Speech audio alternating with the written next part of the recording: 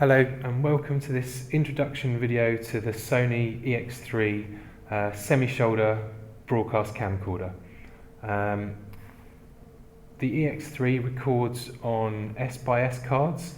Remember, those are a separate bookable item, so when you book out the camera, tripod if you want it, make sure you book out S/S cards to go alongside.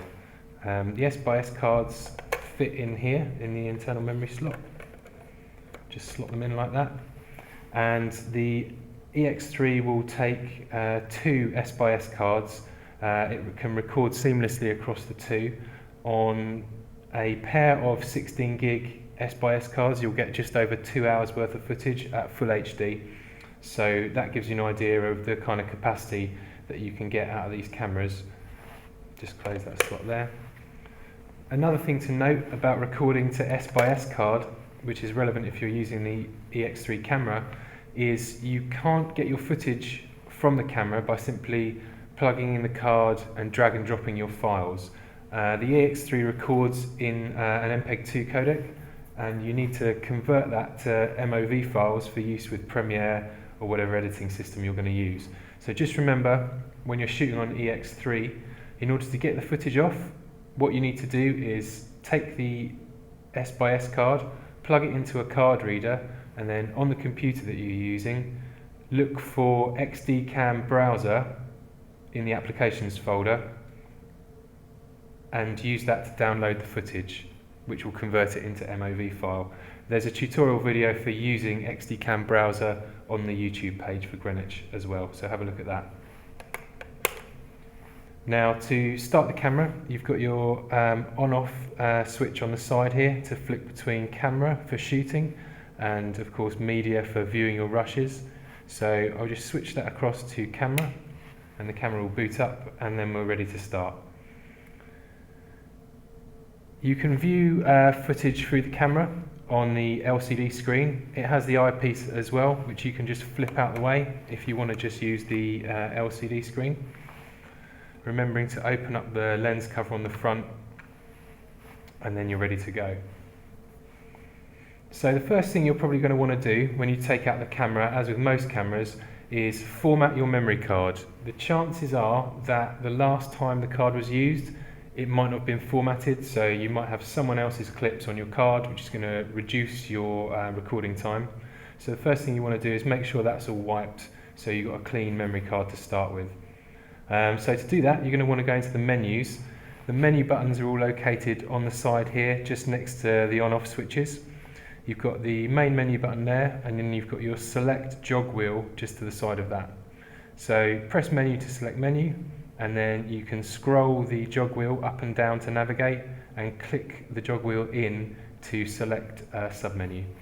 So the first thing we want to do is format the card. So if we press the menu button, bring up the menu, and then use the scroll wheel to scroll all the way down to the very last icon, which is the Others menu, and then click the scroll wheel in to enter the submenu.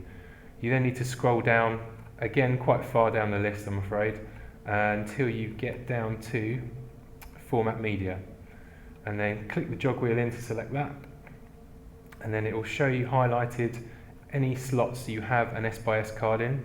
So simply go to that slot, click the jog wheel in again, select execute, and then it will double check you want to do that because obviously you're going to be wiping all the data from the card. Select execute again and press that in, and then it will just take a couple of seconds to format the memory card, and then you're ready to go. So you can click menu to come back out of the menu.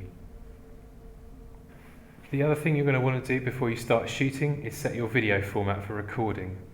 So the Sony EX3s will record in 720p at 25 frames or 50 frames per second. It will also record in 1920 by 1080 at 25p and 50i. So you can make your selections from there. Again, go into the menu, select Others at the bottom of the list, and then scroll down again until you get to video format. Press the jog wheel in to select, and then you can select which video format you're going to record in. Once you're ready to record, you have a full auto switch here that you can switch on and off to go between full auto mode. Most likely you're probably going to be wanting to use the camera manually, and all your manual controls are located on the side of the lens on the left hand side here. So you've got 3 main control rings. You've got your focus ring at the front, you've got your zoom ring in the middle, and your iris ring at the back. And these are your 3 main ways of manually controlling the camera as you use it. So you've got an iris switch at the top here to go between manual and auto on the iris. Switch that to manual. You've got your focus switch here to go between auto and manual. And right round on the back, but important not to forget, is your switch to go between servo for zoom, which is using the zoom control on the top or the side of the camera, and manual zoom, which gives you manual control over the zoom. It's really important to note to check that before you start using the zoom. If your zoom switch is set to servo, you need to be very careful not to move the zoom wheel with your hand, otherwise you might break it. So always double check if you're going to be using manual zoom on the ring. Make sure your switch at the bottom there is set to manual rather than servo. As I said before, this is what's called a semi-shoulder camcorder, which means it's good for handheld. It has a little switch just underneath the shoulder pad there. If you push that in, you can pop out the shoulder pad to give you a bit more control. It means you can more comfortably hold the camera handheld with a shoulder pad, eliminating the need for a rig and meaning your other hand's free to control those 3 adjustment rings with your fingers. Around the front side of the viewfinder on the LCD window, you've got a number of controls that are useful for setting the look of your picture through the viewfinder.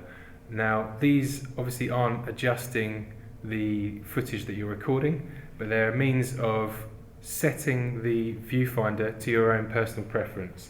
So you have peaking, contrast and brightness controls for changing the view, and you've also got mirror image, so you can flip the display around if you're standing in front of the camera or you've got it at a different angle and you want to flip the image so you can view it from the other side. Another really useful button in terms of the viewfinder is the histogram button here on the side. So you have 3 assignable buttons, 1, 2, 3 here, that are defaulted to lens info, brightness display and histogram. So if you hit number 3, the histogram, it will bring up the histogram display on the LCD screen, which means you can see a histogram view of the luminance of your image, and is a really good way of being able to check your light levels without just relying on your eye. So it gives you another visual representation of how balanced your shot is, and you'll see as you adjust the iris, you'll see those histogram waveforms change in the histogram view.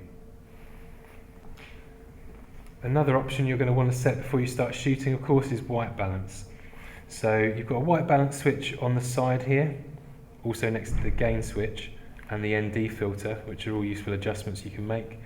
So for the white balance, you have assignable 3 switch here, and then to manually set the white balance, look round on the front face of the camera underneath the lens attachment.